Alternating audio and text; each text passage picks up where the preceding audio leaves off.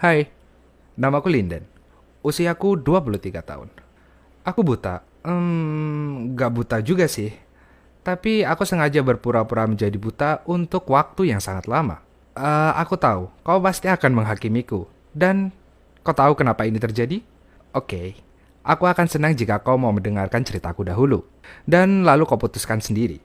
Aku dulu adalah anak buangan semasa SMA. Aku tak tahu kenapa, tapi semua orang membenciku karena alasan tertentu. Mereka membicarakanku dan menyandungku di jalan. Kupikir aku akan memiliki awal yang baru ketika masuk kuliah. Tapi aku salah.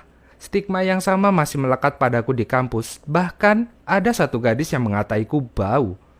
Ya, sangat tidak enak sekali menjadi orang buangan sepanjang hidupmu. Tak peduli apapun itu. Hal yang paling aneh adalah aku sama sekali tidak melakukan apapun. Aku hanya dilabeli sebagai orang aneh. Ya, karena mereka senang karenanya. Suatu hari aku menyeberangi jalan. Lalu ada perempuan buta datang meminta bantuan untuk menyeberang. Tapi sebelum aku menolongnya, sekelompok orang datang memberikan bantuan untuknya. Iya, aku jadi mendapatkan ide karena itu. Aku melihat disabilitas mampu mendatangkan simpati orang. Iya, aku sebegitu putus asanya sih sehingga aku tak mempedulikan bagaimana cara mendapat kasih sayang dan simpati. Aku cuma mau semua orang berhenti membenciku, itu saja. Jadi, yang selanjutnya aku lakukan adalah aku membolos beberapa minggu kuliah. Aku membuat sertifikat medis palsu dan mengikuti rencanaku. Aku tinggal sendirian, jadi tak ada pengaruh dari orang tuaku. Dan aku mulai membuat rumor bahwa aku mengalami kecelakaan dan kehilangan penglihatanku. Sertifikat medis palsu itu juga sangat berguna. Dan setelah itu guys, hidupku berubah 180 derajat. Orang yang tadinya menjaga jarak denganku sekarang ada di belakangku. Mereka selalu bertanya apakah aku memerlukan sesuatu atau apakah mereka bisa menolongku. Ya, beberapa hari awal tentunya aku merasa bersalah karena aku menipu mereka. Tapi aku berkata pada diriku, ini adalah satu-satunya cara agar aku bisa diterima mereka. Dan ya, aku mulai mengubah segalanya tentang kebutaanku. Beberapa hari berlalu aku menyadari aku mendapat banyak perhatian dari para gadis. Mereka memberikan simpati dan perhatian. Bahkan ada yang menitikkan air mata haru. Hal ini memberikanku ide lain. Aku mau mengambil keuntungan dari kebutaanku semaksimalnya.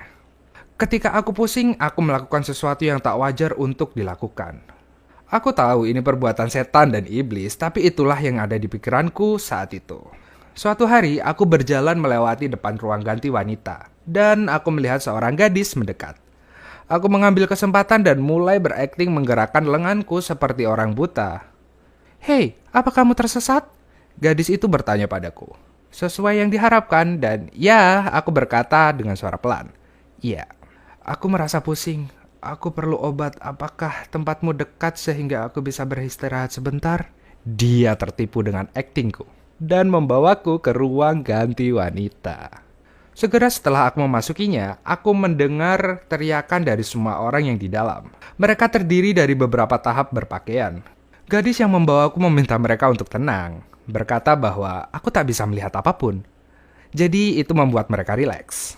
Tanpa mereka sadari, aku bisa melihat segalanya. Semuanya. Mereka semua berkumpul di sekitarku dan ada yang mulai mencari sesuatu di sakuku. Dan juga dadaku. Tentunya tak ada alat perekam di sana. Mereka menundukkanku, memberiku segelas air, dan aku tak berbohong serta berniat meminta perhatian mereka. Jadi aku sangat menikmatinya. Salah satu dari mereka bahkan mengantarkanku pulang. Aku tidak menolak, namanya Lia.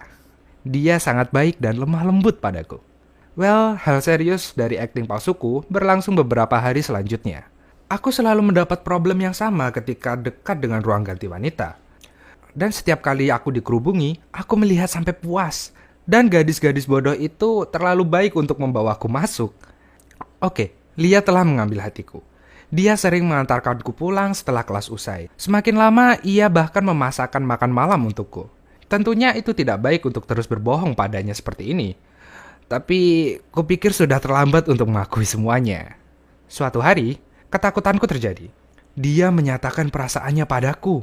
Iya, aku merasa senang dia menyukaiku, tapi dia tidak mengetahui kebohongan besarku. Aku tak mampu menolaknya sehingga aku menerimanya dan kami mulai berkencan. Aku sangat senang bersamanya dan sangat menyukainya. Dia sangat perhatian dan sensitif padaku. Tapi kau tahu, kebenaran tak dapat disembunyikan.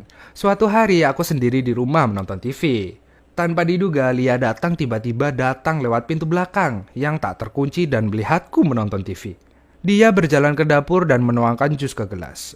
Aku yakin kau tahu apa yang terjadi setelah itu. Dia menamparku dan pergi. Dan dia memberitahu semua orang di kampus. Yah, sekarang hidupku jauh lebih buruk dibandingkan sebelumnya. Semua orang mulai jijik padaku. Dan aku tak bisa berbuat apa-apa atas apa yang telah terjadi. Tapi aku mau menebus kesalahanku. Aku merasa bersalah atas tingkahku. Tapi bagaimana aku mengembalikan kepercayaan orang padaku? Bahkan ketika tidak ada orang lagi yang mau melihatku.